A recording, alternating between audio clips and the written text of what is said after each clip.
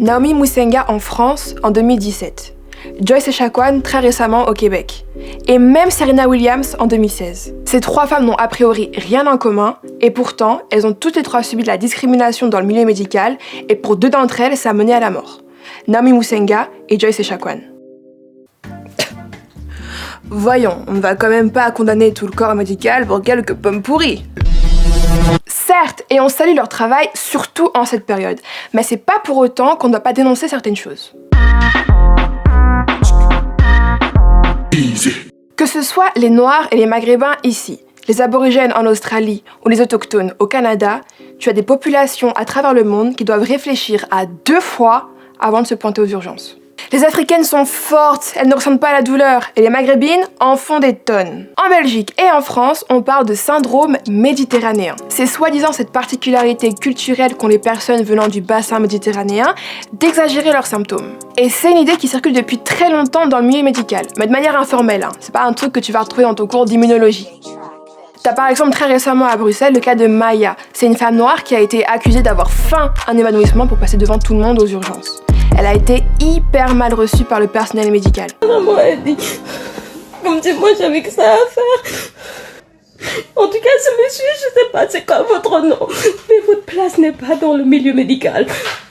Alors elle n'est pas vraiment sûre si on peut parler de racisme ou pas, et t'as également le directeur de l'établissement qui nous rassure tous en disant que dans son équipe, il y a plein de gens de plein d'origines différentes, donc bien sûr il n'y a pas de racisme. Et pour le cas de Joyce Echaquan, franchement les propos qu'ont tenus les infirmières, c'est... Tu sais quoi, je te laisse toi-même regarder. T'as-tu fini, niaiser, t'as-tu fini, là?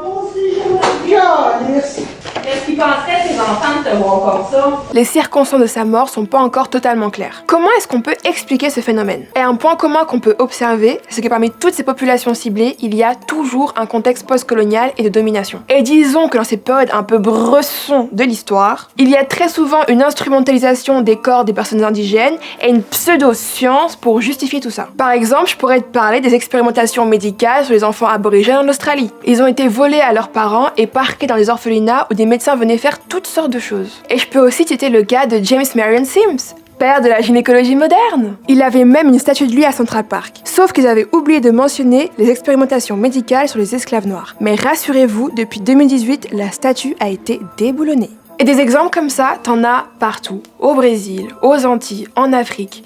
Les joies de la colonisation, quoi. Bon voilà, il y a eu des stérilisations forcées, des virus inoculés et des mutilations. Mais ils ont quand même ramené les trains et les médicaments. Thank you, Jesus!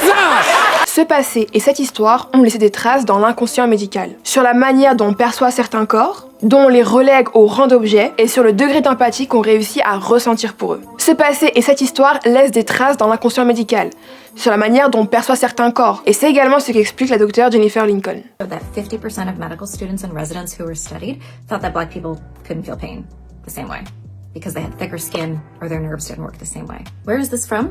It's a holdover from the days of slavery. Donc ouais, c'est pas que dû au stress ou à quelques pommes pourries, t'as des études et des statistiques. Par exemple, t'as une étude publiée par la revue Proceedings of National Academy of Sciences qui a constaté que les bébés noirs avaient 3 fois plus de chances de mourir à l'hôpital lorsqu'ils étaient pris en charge par des médecins blancs. Et il y a pas longtemps, je sais pas si tu te rappelles, en France, t'avais toute une polémique sur une liste de médecins noirs qui circulait pour que les patients noirs se sentent plus safe. Et ça a fait tout un tollé, les gens criaient au communautarisme. Mais je pense qu'après tout ce que je viens de t'expliquer, tu commences à comprendre qu'il y avait d'autres raisons derrière. Après, peut-être qu'une liste de médecins safe, toute origine confondue, aurait été mieux accueillie. La lutte contre le racisme dans la médecine est non seulement dans la prise en charge du patient, mais également sur les représentations des autres carnations dans les manuels médicaux. Pour qu'on puisse savoir à quoi ressemblent les symptômes sur peau noire, par exemple, pour qu'on puisse mieux prendre en charge les patients. Et c'est ce à quoi s'est attelé Malone Mukwende, étudiant en médecine londonien, avec son manuel de médecine Mind the Gap.